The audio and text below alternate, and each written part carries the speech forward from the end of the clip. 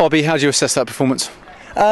Disappointing in some ways. There was some good stuff in there. Obviously, Lydia getting 100 was fantastic. Cookie taking himself to the top of the tree with runs scored. So there was some good stuff out of it. Woody again, you know, we've learned a lot about Woody, and Woody's learned a lot about international cricket. Joss has played well there second in, so there was some good stuff.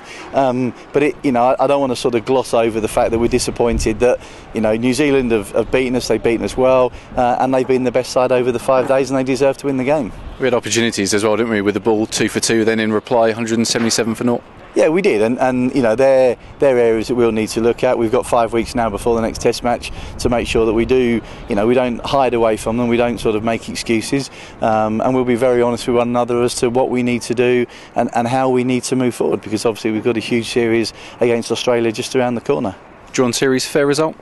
It probably is, yeah. I mean, I think that both games have been really good games of cricket. I think they've been good games of Test cricket, and full credit to both sides for the way they've gone about it, the way they've played. And certainly in this game, the weather's been pretty awful up here in Leeds. It's normally very hot and sunny at this time of the year, but it's been pretty awful. And we've had 2 really good pitches as well. We've had 2 excellent surfaces to play the game on, where runs and wickets have come. And if you've got the ball in the right place, it's been tough. If you've missed your line or your length, you've gone for 4 runs. So we've had 2 good surfaces. This has been an excellent pitch here at Headingley, as Lords was as well. So, and as I say, it probably a draw over the series is a fair result, really.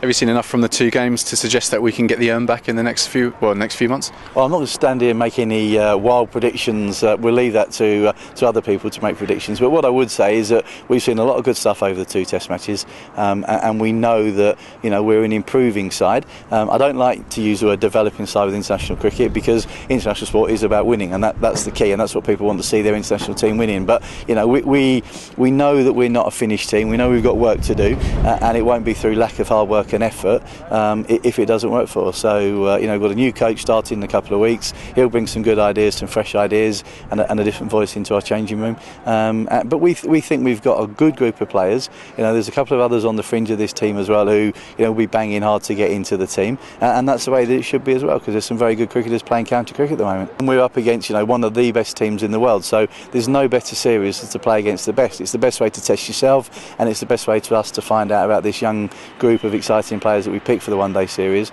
New Zealand are a top side, and we saw that. We suffered a heavy defeat against them in the World Cup, and we want to put that right. We want to be really competitive. We want to play well against them, and I'm sure we'll learn a lot from them throughout this series. But we think we picked a good group, and we're really looking forward to this series starting next Tuesday in Birmingham.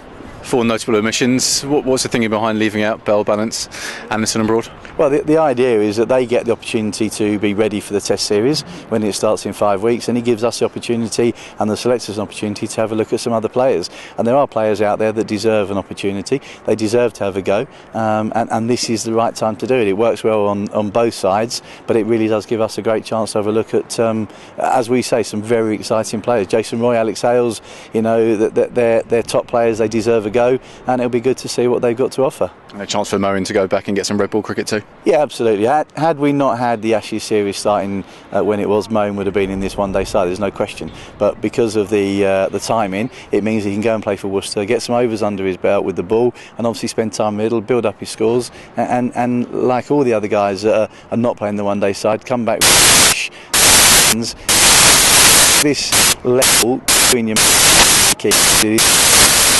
So